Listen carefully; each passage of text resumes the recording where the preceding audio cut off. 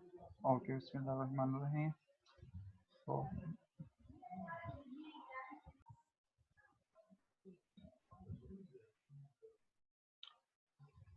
तो आज के लेक्चर में हमारा टॉपिक है लोड कैरेक्टरिस्टिक्स।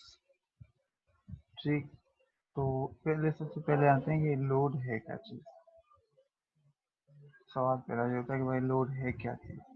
ठीक है, पहले डेफिनेशन में डिस्कस करते हैं, उसके बाद हम उसको आते हैं। लोड है क्या? Load a device which uses electrical energy is said to impose a load on the system. The term load is used in a number of ways. मतलब लोड क्या चीज़ है? जो भी इलेक्ट्रिकल नेटवर्क से जहाँ से टैप्ड हो, यहाँ से एनर्जी ले रहा हो, मतलब सिस्टम से कनेक्टेड हो, सिस्टम एनर्जी ले रहा है, तो उसको हम लोड कहेंगे। अच्छा, अब लोड डिफरेंट फॉर्म में या जो लोड का टर्म है उसके डिफरेंट वेज हो सकते हैं। मिसाल लो, to indicate a device or collection of devices which consume electrical energy। हम ये भी कह सकते हैं कि कोई डिवाइस वगैरह हो जो अवेलेबल हो, तो उसको हम लोड में कर सकते हैं। या to indicate power required from a given power supply. एक तो ये कि availability of the equipment which have required power, मतलब आपको सिस्टम से कितनी एनर्जी चाहिए, तो इसको भी हम लोड के जुमले में लेते हैं। अच्छा, to indicate the current of power passing through है पावर लाइन और मशीन। या लोड उसको भी हम कहते हैं कि जो एक मशीन हो या उस लाइन हो, उससे जो पावर गुजर रहा हो, उसको भी हम लोड में काउंट करते हैं। ठीक है, ये डिफरेंट एक फॉर्म से at the end of the मकसद है इसका क्या होता है कि आपके पास जो मेनली सिस्टम से कितनी एनर्जी रिक्वायर्ड है, या आपके पास कितने इक्विपमेंट्स या जो अवेलेबल इक्विपमेंट्स कनेक्टेड हैं जिनको एनर्जी कंज्यूम करते हैं, वो कितने डिवाइस हैं कनेक्टेड हैं, तो उनके जो कलेक्शन, उन डिवाइस की कलेक्शन को कहते हैं, या पावर कितनी जा रही है, सबको लोड में कहते हैं। अच्छा, ये तो हो गए डिफरेंट लोड के मीनिंग। अच्छा, फिर आता है लोड। हमारे पास तीन टाइप्स के होते हैं, या उनमें से किसी का भी कॉम्बिनेशन होता है। ठीक है, अब कौन कौन से? एक रेजिस्टर, कैपेसिटर एंड इंडक्टर।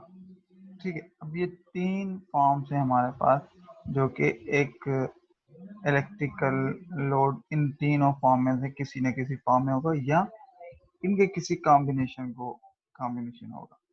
ठीक है, अब कुछ एग्जांपल्स हम ले लेते हैं कि ये कौन कौन से एग्जांपल्स हैं हमारे, जो कुछ रजिस्टर हैं, कुछ वो हैं। तो सबसे पहले आते हैं हमारे पास जो इलेक्ट्रिकल हीटर्स होते हैं। ठीक है, अब ये हीटर जो होते हैं हमारे, ये हमारे आते हैं as a resistor load pure, मतलब इसमें आप जो भी एनर्जी इलेक्ट्रिकल प्रोवाइड करते हैं, वो रेजिस्टर फॉर्म में होने की वजह से हीट में कन्वर्ट हो जाती है, और वो कंप्लीट आ जाती है। अब इसके बाद सपोज हमारे पास इंडक्टर्स, जो प्योर इंडक्टर्स होते हैं, उनको हम इंडक्टर लोड्स कहते हैं। आज इसी तरह कैपेसिटर्स होते हैं, वो कैपेसिटर लोड होते हैं। अब मजे की बात ये, आइडियली हमें ऐसे नहीं है कि हमेशा रजिस्टर भी चाहिए या कैपेसिटर, क्योंकि एप्लीकेशन और आपके रिक्वायरमेंट उसके हिसाब से जो भी है, मगर हमेशा इनके कॉम्बिनेशन से ही हो रहा होता है हमारे पास। जिस तरह हमारे पास घर में फैन पंप्स वगैरह होते हैं, ये ऐसे फैन होते हैं, इनमें इंडक्ट होता है, क्योंकि कॉयल होती है, क्योंकि कॉयल के बगैर हमारे मोटर की रोटेशन नहीं हो सकती। अब जाहिर बात है, हमें मोटर तो चलाना है, मोटर की जरूरत है, तो उस वजह से ये लोड है, ये हमारा रेजिस्टर प्लस इंडक्टर लोड में आ जाता है, क्योंकि इंडक्टर्स उसमें इंडक्टर्स भी है, और समहाउ क्योंकि प्योर इंडक्टर्स भी हमारे पास अवेलेबल नहीं होती कोई चीज़, तो उस वजह से वो रेजिस्टर और उसमें इंडक्टर लोड में काउंट होता है। तो ये जो है हमारे पास डिफरेंट इस तरह कैपेसिटर बैंक्स है, कैपेसिटर बैंक्स में आ जाएंगे। तो इस तरह हमारे पास जो जितने भी लोड्स हैं, ये इधर R will be in resistor, capacitor और inductor, R will be the combination of from this. ठीक है। अच्छा, हाँ, जब लोड का हमें बात क्लियर हो गई। उसके बाद हमारे पास जो नेक्स्ट चीज है डिमांड। अब डिमांड किस चीज को इंडिकेट करती है? जिस तरह मिसाल लो, एक इलेक्ट्रिसिटी जो प्रोवाइडर है उसको पहले ही पता तो होना चाहिए ना कि उसको एनर्जी देनी कितनी है। मतलब ये एक कॉमन फैक्टर है कि भाई जब आपको एक चीज सप्लाई करनी है तो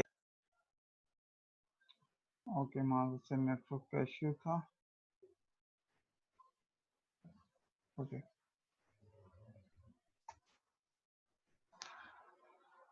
ओके, तो डिमांड क्या है? डिमांड का जैसे नाम से ही आइडिया हो जाता है कि क्या चीज़ है ना। डिमांड का मतलब कितनी गुरबल है, कितनी रिक्वायरमेंट है।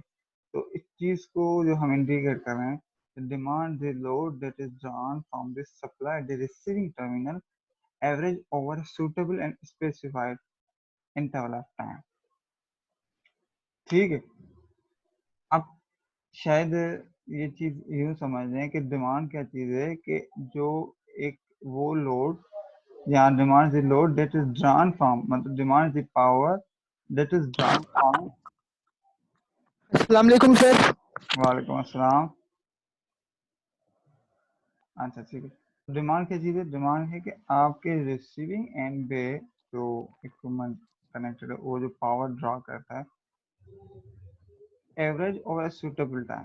अब सुटेबल टाइम का मतलब क्या है? फॉर सपोज आपके 24 घंटे हैं, 24 घंटे में आपका मतलब जो ये एक इस तरह को ये आपको पावर है,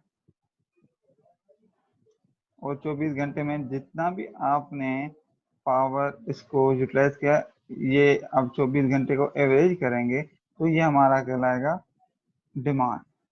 ठीक है, demand is the load that is drawn from the supply at the receiving terminal average over suitable और any specified terminal of time.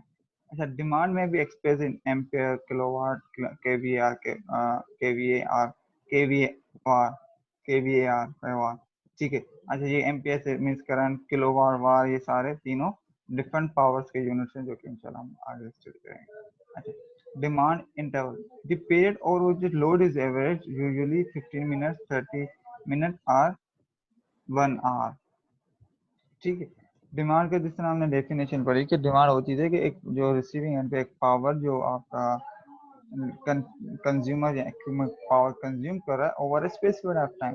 तो अब स्पेसिफाइड ऑफ टाइम मतलब कि कोई ना कोई ड्यूरेशन होगी। तो यूजुअली जो एवरेज लोड की जो हमारे पास जो लिया जाता है डिमांड, वो 15 to 30 मिनट और 1 आवर के रिस्पेक्ट टू मतलब एवरेज किया जाता है, क्योंकि इंटरवल उसमें इतना ही रखा जाता है।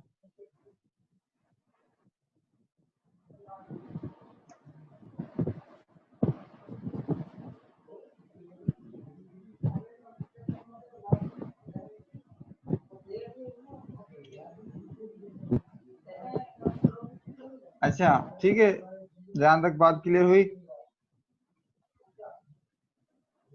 या नहीं?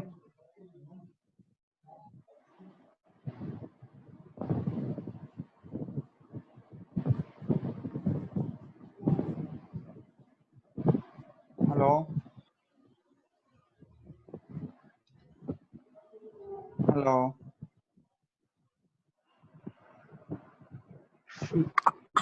Yes sir, yes sir. Okay good. अच्छा, मैं यहाँ तक अभी डिमांड में पहुंचा हूँ। अच्छा, डिमांड के बाद फिर डिमांड इंटरवल के बाद अब आते हैं मैक्सिमम लोड पे।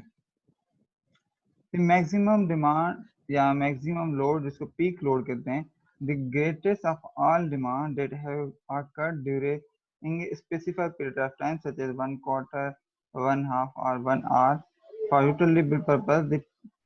The period of time is generally 1 month। ठीक है, अब डिमांड क्या है? मैक्सिमम लोड क्या है? मतलब अब मैक्सिमम लोड को यूं ले लें कि मिसाल लो 24 घंटे में है। अब 24 घंटे में हमारे पास घर में सबसे ज्यादा कौन से टाइम पे चलता है?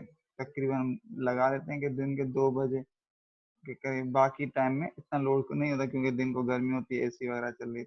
तो उस टाइम जो सबसे मैक्सिमम ड्यूरेशन होती है ना, जो मैक्सिमम आप घर में जो टाइम सबसे ज्यादा पावर कंज्यूम करते हैं, तो उसको हम कहेंगे मैक्सिमम डिमांड पॉइंट। मतलब उस टाइम आपकी सबसे ज्यादा मैक्सिमम डिमांड होती है, ठीक है। और उसको हम कहेंगे पीक लोड है इस वक्त, क्योंकि उस लोड भी क्या चीज़ है, लोड भी एक कंज्यूमर जो एनर्जी कंज्यूम कर रहा, तो वो जो कनेक्टेड डिवाइसेस हैं, जो पावर एक ट्रांसफर हो रहा है सप्लायर से कंज्यूमर के एंड तक, तो उसको ही हम लोड कह रहे हैं। तो वो पीक लोड होता है, उस टाइम सबसे ज्यादा सप्लायर से कंज्यूमर तक पावर तैयार होता है। अच्छा, इस चीज को जो देखा जाता है या किया जाता है, उसको एक कहते हैं हम हमें डिमांड कर्व से, ठीक है। मैं उसको आपको ये दिखाता हूँ एक चीज। अच्छा, जनरली जो जो हम एक हमारे पास मंथली बिल लिए जाते हैं, वो over the period of month लिया जाता है। अच्छा, मैक्सिमम डिमांड का फायदा क्या होता है? अब for suppose as an engineer आपको किसी एरिया का कहा जाता है कि यहाँ के इस एरिया को देखो और यहाँ पे आपने ट्रांसफार्मर लगाना है, या इस एरिया के लिए आपने कोई जनरेशन पावर प्लांट लगाना है। तो सबसे पहले आप ये देखेंगे कि भाई इनकी सबसे ज्यादा रिक्वायरमेंट कितनी है। मतलब आप ऐसे तो नहीं होगा कि जिसकी रिक्वायरमेंट मिसाल लो 100 वाट है, सपोज करें, आप उसको उसकी जगह 1000 वाट वाला पावर प्लांट लगाएंगे, ये तो गलत है ना, क्योंकि आप उन्हें रिसोर्सेज ज़ाया कर रहे हैं। आप इस वजह से फिर क्या देखा जाता है, एक डिमांड कर्व से हमें ये देख पता चल रहा है कि इनकी सबसे ज्यादा किस टाइम जरूरत है पावर की, मतलब मैक्सिमम डिमांड कितनी है। फिर उससे थोड़ा ज्यादा हम बड़ा पावर प्लांट या वो रख देते हैं। फॉर सपोज अगर डिमांड मैक्सिमम इनकी होती है वो 100 वाट की, तो हम मिसाल तो 120 वाट के हवाले से जनरेशन प्लान लगा देंगे। ये मैं एग्जांपल दे रहा हूँ, हमेशा सारी बात ज्यादा ही होता है। तो ये डिमांड में एक तो सबसे बड़ा हमें हेल्प करता है कि हमें कितनी इंस्टॉल कैपेसिटी का एक जनरेशन पावर प्लांट लगाना। अच्छा, दूसरा सबसे बड़ा बात ये होता है कि जो इससे हमें ये पता चलता है कि हमें पावर रिक्वायरमेंट उधर कितनी है, तो हम अपने जनरेशन यूनिट्स को उस हिसाब से अपने सेटिंग करते हैं, ठीक है। तो ताकि वो मैक्सिमम से पीक टाइम में हमारा लोड दे सके। इसमें जो बड़ी इम्पोर्टेंट बात नोट करने की वो ये है कि जो डिमांड और कर्व है ना, इसको डिमांड कर्व से या लोड कर्व से दिखाया जाता है। अच्छा, वो लोड कर्व जो है वो डिफरेंट होते हैं। एक लोड कर्व आपका होता है मिसाल तौर डेली के हिसाब से, जिसको हम डेली के कहते हैं, मतलब आपको दिन में किस टाइम में ज्यादा पावर होता है।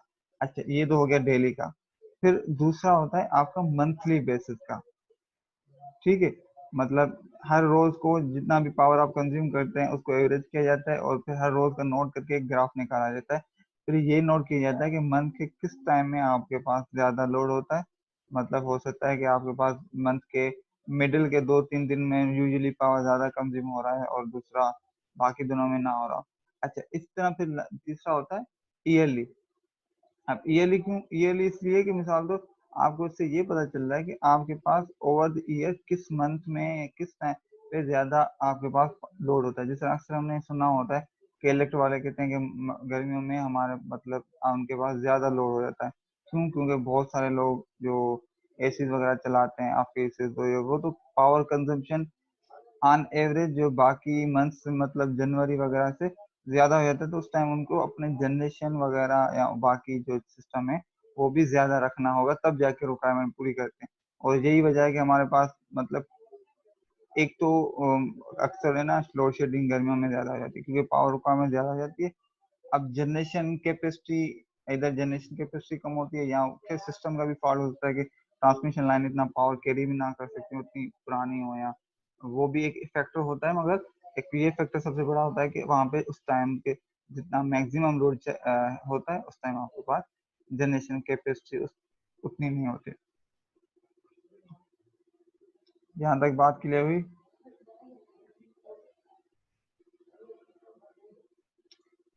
ठीक है। अच्छा, जो एक चीज जो मैं आपको एक चीज दिखाता हूँ यहाँ पे ग्राफ से, हम लोड कर्व को थोड़ा सा समझते हैं।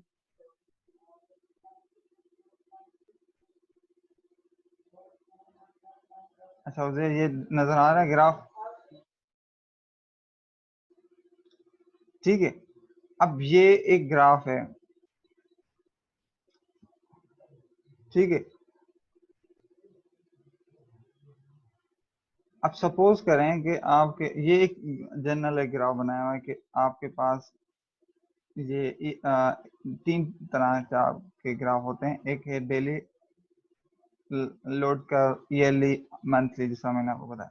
ठीक, डेली में क्या होता है कि आपको मिसाल तौर ये देख रहे हैं कि किस टाइम, दिन के किस टाइम में सबसे ज्यादा लोड होता है और किस टाइम पे कम लोड होता है।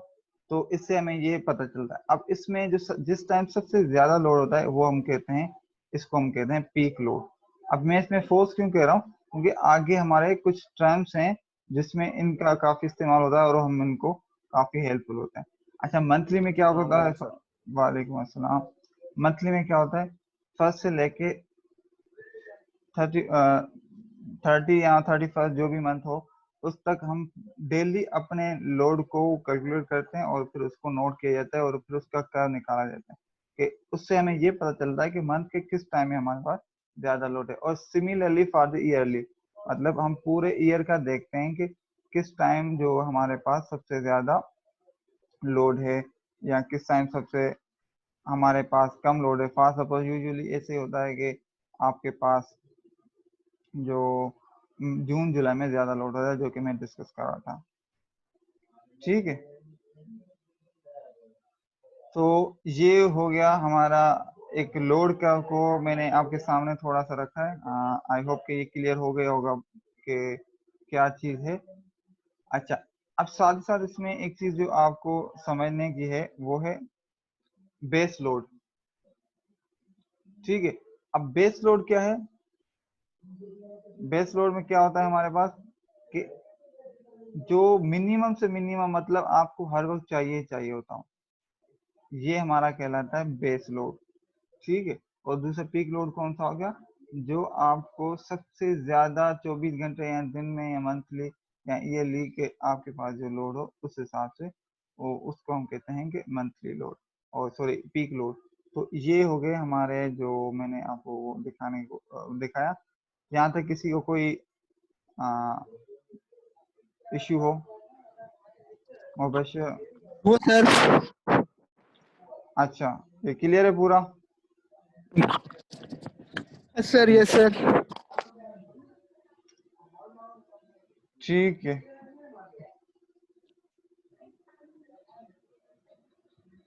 अच्छा, इसके अलावा हमारे पास एक दूसरा कर्व होता है जो कि मैं आगे जाके डिस्कस करूंगा, अभी नहीं कर रहा। यहाँ तक बात क्लियर हो गई, मैक्सिमम लोड, लोड कर्व और ये चीजें। अच्छा, जो हम डिमांड की बात कर रहे थे, तो डिमांड को, ये तो चलो हमने सिर्फ डेफिनेशन पढ़ी कि डिमांड क्या होता है, मगर उसको किस तरह एक न्यूमेरिकली मालूम किया जाता है, उस वो फैक्टर जो उसको हम कहते हैं डिमांड फैक्टर। तो डिमांड फैक्टर क्या चीज होती है? Demand factor is the ratio of the maximum demand of a system or a part of the system to the connected load on the system or part of the system under consideration. Demand factor is always less than 1. अब क्या है, ये बात यूं है कि जो मैंने आपको बताया था ना कि हमारे पास जो मैक्सिमम लोड हम देख रहा था ड्यूरेशन कर्व में, उसमें सबसे ज्यादा मैक्सिमम लोड डिवाइडेड बाय जितना भी टोटल लोड कनेक्टेड है वो, तो उसका जो रेशियो निकल रहा है उसको हम कहते हैं डिमांड फैक्टर। अगेन मैं इसको आपको किसी डायग्राम की हेल्प से कोशिश करके समझाता हूँ ताकि ये बात बिल्कुल क्लियर हो जाए कि ये है क्या चीज।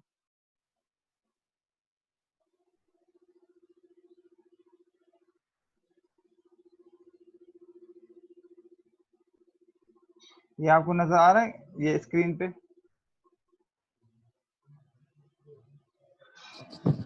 Yes sir, yes sir. जी सर। फैक्टर आ रहा, डायमंड फैक्टर। हाँ, डिमांड फैक्टर, डायमंड फैक्टर नहीं। अच्छा, अब इसको सपोज किया है कि फॉर सपोज आपके पास 3 घर हैं, जिसको हाउस 1, हाउस 2, हाउस 3। ठीक है, अब ये यस सर।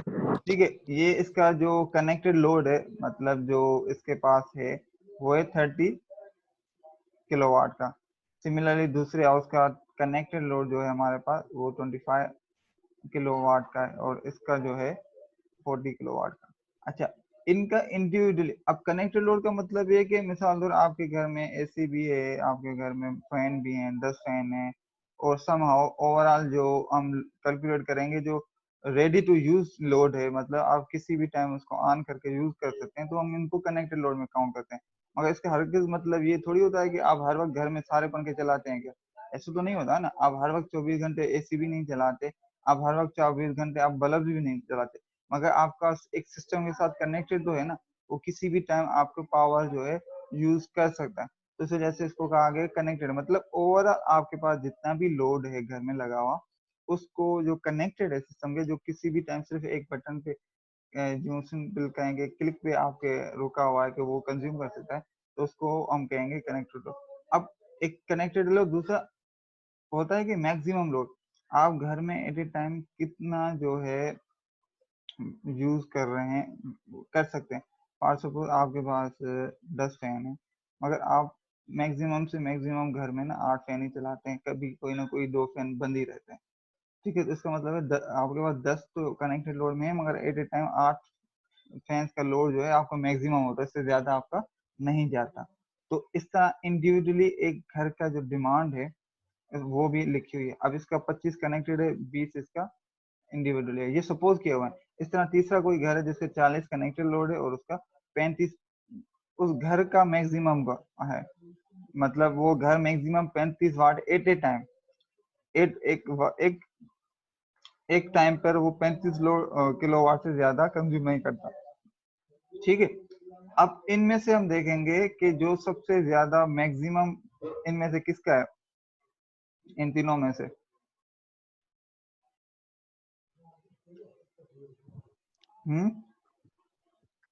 सर 25 3। 3 का। जी ठीक सर। है, तो ये हो गया सर हमारा P yes maximum divided by sum of connected load. तो ये हो गया हमारे पास 35 यस सर। डिवाइडेड बाय हमारे पास जो है ये इन तीनों का सम करेंगे तो ये बन गया, इसको हम बोलते हैं demand factor. Demand factor.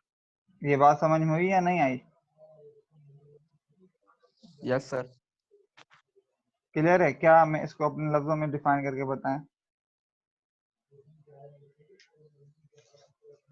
Sir ये आपने बताया था कि कनेक्टेड लोड का और इंडिविजुअल मैक्सिमम डिमांड का, तो हमें जैसे निकालनी थी कि इसकी जो है हमने इनकी ये जो है वैल्यूज हैं सर, एक इसको मिनट हमने मुझे फॉर्मूला आपने दिया है डिमांड।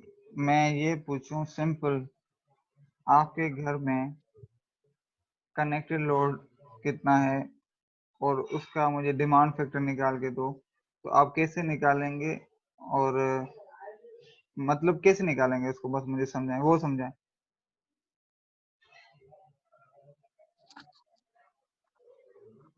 सर जैसा आपने बताया सर, ये यहाँ पे सर हम इस फॉर्मूले की मदद से भी निकाल सकते हैं, इस सर सामने जैसे लिखा हुआ है पी बिल्कुल मैक्सिमम। जी उसी जी की मदद जी से ही सर। निकालेंगे, मगर मैं ये पूछ रहा हूँ आपका घर है, आपके घर का मैं आपको कहूँगा असाइनमेंट है फॉर सपोज कि मुझे डिमांड फैक्टर निकाल के दें, कैसे निकालेंगे?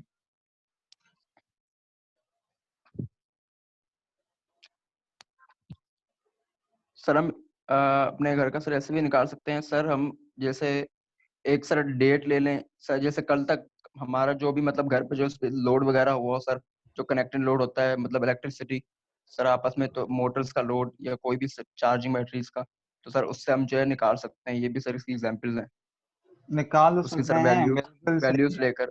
मगर जी जी सर। निकालेंगे कैसे, मैं वही तो पूछ रहा हूँ। अगर ये समझ में आ गई है बात, फिर तो वो आराम से निकाल सकते हैं, मगर यही तो पूछ रहा हूँ निकालेंगे कैसे। अब बात क्लियर हो गई है ना आपको? अगर मैं जी क्वेश्चन में सर एग्जाम में दे दूं कि कैलकुलेट मतलब load of exam hall for suppose, आप किसी भी एग्जाम हॉल में जहाँ पे बैठे हैं उस टाइम जो भी होगा जिसका, तो आप किस तरह उसको करेंगे? सर ये तो समझ आ गए जो आपने समझाया है, बाकी घर का आप कह रहे हैं तो सर घर का ऐसे ही निकाल सकते हैं कि सर हम उसका जो है डिमांड फैक्टर यानी कि लोड हम सर देख सकते हैं सर, कितना लोड या कितना सर करंट जो है कैसे है वो, इस वही तो मैं यूज पूछ हो रहा हूँ, चुका है डिमांड फैक्टर में। कैसे देख सकते हैं, वही तो मैं पूछ रहा हूँ। सर उसकी मुबशर मैक्सिमम मुबशर पता नहीं मैक्सिमम कैसे डिमांड के through. Simple yes yes sir से काम नहीं चलेगा, थोड़ा सा फोकस रहें क्लास पे, और थोड़ा सा सेल्फ स्टडी करें। अब देखो मैं पूरी कोशिश कर रहा हूँ समझाने की, मगर जी चीजें जी जब सर, तक बिल्कुल। फोकस नहीं करेंगे नहीं हो पाएंगी। सिंपल सी जी बात है, कनेक्टेड लोड का अभी मैं जिक्र कर रहा हूँ, वो यही है कि जो घर में आपके पास जितना भी लोड है, आप जी सबके जी सर। पावर रेटिंग देखेंगे जो कि रेडी टू यूज, मतलब आप उसको किसी भी टाइम सिर्फ ऑन जी करें और वो जी यूज कर सकें, जिसमें fan, motor, AC, light bulb, इन सब का आप पावर रेटिंग के हिसाब से सबका सम करेंगे, तो आपको टोटल घर का वो जो पावर, टोटल जो भी आपके घर में जितने भी पावर रेटिंग के डिवाइसेस लगे हुए हैं, वो आपका हो जाएगा कनेक्टेड लोड में। ठीक है, यस जो सर, कि कनेक्टेड, कनेक्ट लो। जो सिर्फ ओके, आप सिर्फ बटन को क्लिक कर मतलब ओपन करते हैं तो वो लोड चल जाता है। फिर जी दूसरा सर। जो इंडिविजुअली मैक्सिमम डिमांड जो है वो इस तरह निकल रही है कि आपको घर में ये देखना है, मैं पिछले मिसाल तौर आप एक 24 घंटे का पहले ना, आप किसी भी मीटर के थ्रू आप नोट कर रहे हो कि कितना आपका पावर कंज्यूम हो रहा है। ठीक है, आप वो अपने इलेक्ट्रिसिटी वाले बाहर वाले मीटर के थ्रू भी पता कर सकते हैं कि आप हर घंटे में या हर आधे घंटे में ना उसकी रीडिंग नोट करते जाएं अपने पास कि इतनी है इतनी है। तो इससे आपको आइडिया हो जाता है कि मेरे घर में सबसे ज्यादा किस टाइम पे पावर यूज सप्लाई हो रहा है। ठीक है, जिस तरह मिसाल आज सुबह 9 बजे नोट किया क्या रीडिंग थी, फिर 9:30 बजे, फिर मिसाल तौर आपने इस तरह मतलब मिसाल वो आपने हर टाइम पे 24 घंटे में पिछले में आपने कनेक्ट किया। फिर आपने देखा कि मेरे जो घर में मिसाल तौर 2 बजे या 3 बजे सबसे ज्यादा फॉर सपोज 3 किलोवाट वहां पर जो है लोड यूज हुआ है, तो वो load divided by connected load, तो वो आपका हो जाएगा डिमांड फैक्टर। आई बात समझ में या नहीं, अभी भी क्लियर नहीं जी हुई? जी सर। जी सर। ठीक है, यहाँ पे अगेन एग्जांपल दिया हुआ है, if A residence having 6000 watt equipment connected has a maximum demand of 3300 watt, then demand factor is equal to watt। ठीक है, अच्छा इस तरह अगर मिसाल दो, कंज्यूमर है 10 lamps of 400 watt but only 6 are used at one time, what is demand factor? अब इसका मुझे बताएं क्या है।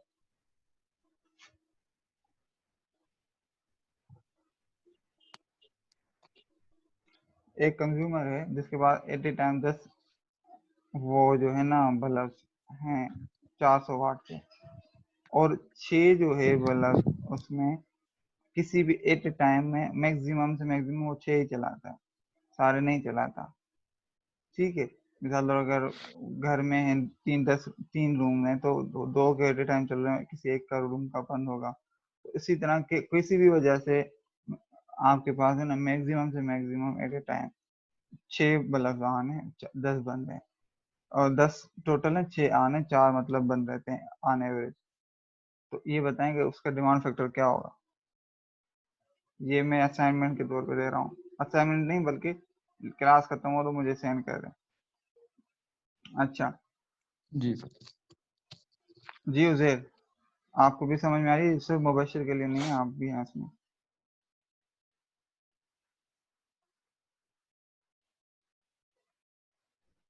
ठीक है, अच्छा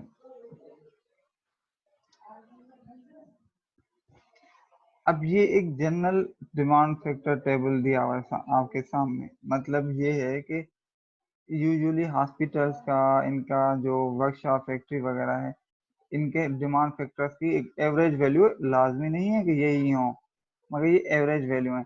म- ठीक है, ये एक जनरल स्टैटिस्टिक्स हैं जो कि एक ऑब्जर्व की गई हैं, कोई ऐसे ही होता है।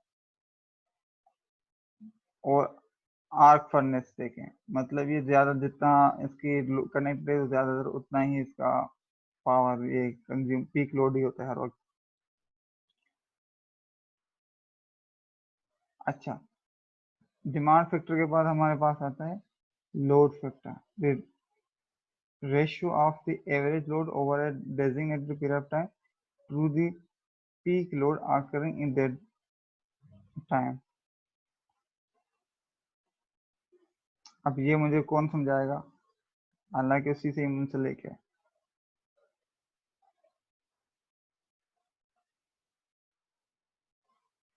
हेलो, जी सर।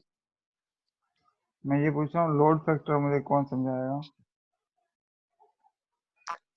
सर ये लिखा हुआ है ratio of the average load over a designated period of time to the peak load occurring in that period. हम्म, सर यहाँ पे दिया हुआ है इसका फॉर्मूला सर एवरेज लोड का, और sir energy hmm, consume in a given period, और sir upon hours in that period. Sir energy जितनी कंज्यूम हुई होगी सर, वो यहाँ पे हम वैल्यू रखेंगे, और सर नीचे जो है सर उनके जो है आवर्स होंगे, यानी कि जो भी सर एग्जाम्पल मतलब आवर्स मैंने दिए होंगे क्वेश्चन में गिवन होगी एवरेज लोड के। और सर लोड फैक्टर इसका सर फॉर्मूला दिया हुआ है एवरेज लोड और सर अच्छा अपॉन एक पीक मिनट, लोड का। ठीक है एक बात बताएं। मैं कह रहा हूँ कि 10 घंटे में आपने एनर्जी कंज्यूम की 100 वाट, बताओ इसकी एवरेज कितना हुआ?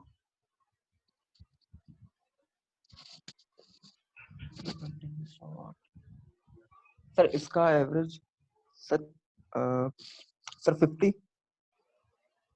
कैसे? सर 50 वाट। कैसे?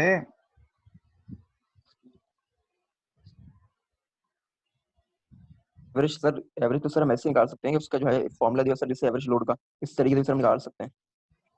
तो कैसे 50 कैसे है, मुझे तो समझ नहीं आया ना। 100 से 50 कैसे निकला है, यही तो मैं पूछ रहा हूँ।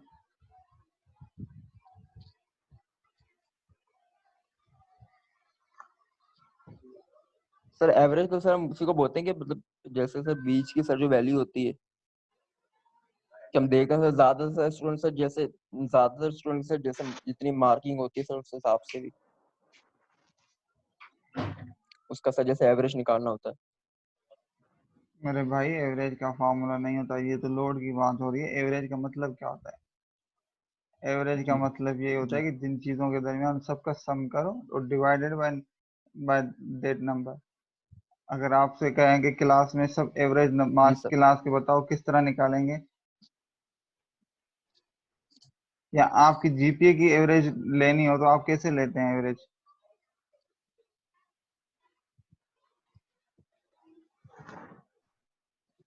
सर जीपी सर, सर उसको सर डिवाइड करते हैं सर पिछले जीपीएस अपनी प्रीवियस जीपीएस। एवरेज का फॉर्मूला भी नहीं पता? नहीं सर मैं वही बता रहा हूँ कि सर उसको जो है सर पिछली जो हमारी जीपी होती है सर उससे हम निकालते हैं। मेरे भाई पता नहीं क्या आप मैथ्स में पढ़ कर आए हैं, समझ से बाहर आता है ये चीजें, समझ नहीं। अब इसका मुझे एवरेज बताओ कैसे निकालेंगे और क्या सर आएगा? फॉर्मूला तो इसका था, फॉर्मूला तो सर याद था मुझे। एवरेज का फॉर्मूला, सर सिंपल एवरेज पूछ रहा हूँ मैं। इसका एवरेज कितना आएगा जो आपके सामने लिखा हुआ है?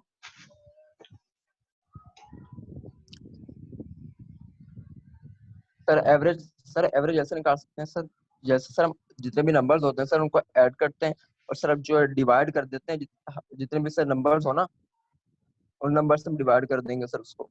हाँ, अब सही बात हुई और ना। सर उसका जो इसका सर क्या उसका होगा? जो सम होगा सर वो। जी जी। इसका क्या होगा जो 135 का?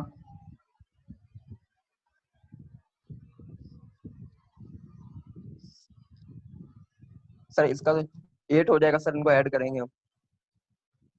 एवरेज एवरेज बताओ, 3 नंबर थे 135, इनका एवरेज बताओ, मैं पूछ रहा हूँ। सर इनको अगर हम ऐड कर देंगे सर 9 हो जाएगा। मुझे एवरेज बताओ ना, मैं एडिशन नहीं पूछ ऐड, रहा हूँ। अच्छा सर इनको हम डिवाइड कर देंगे नंबर्स को। जो भी करना है एवरेज वैल्यू बताओ कितनी होगी, सिंपल सा, ज्यादा नहीं करें इसमें ना।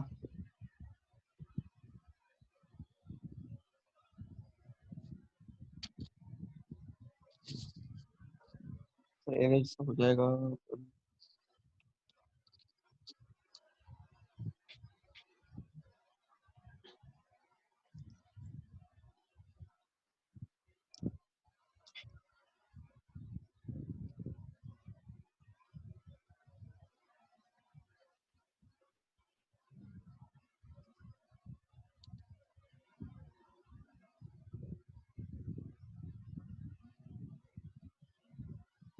जी।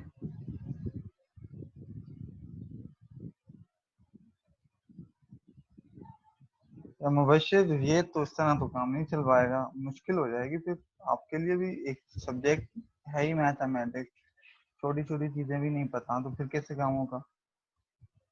आप ऑलरेडी इम्प्रूवमेंट में हैं, चीज़ों को थोड़ा सा ना ज़्यादा फोकस करें, मैथ को थोड़ा सा पढ़ लिया करें। तो ये जो चीज़ें हैं, अब सिंपल यस सर से काम नहीं चलेगा, कुछ थोड़ा सा चीज़ों देख लें, नहीं आती समझ में पूछें, पर ये सिर्फ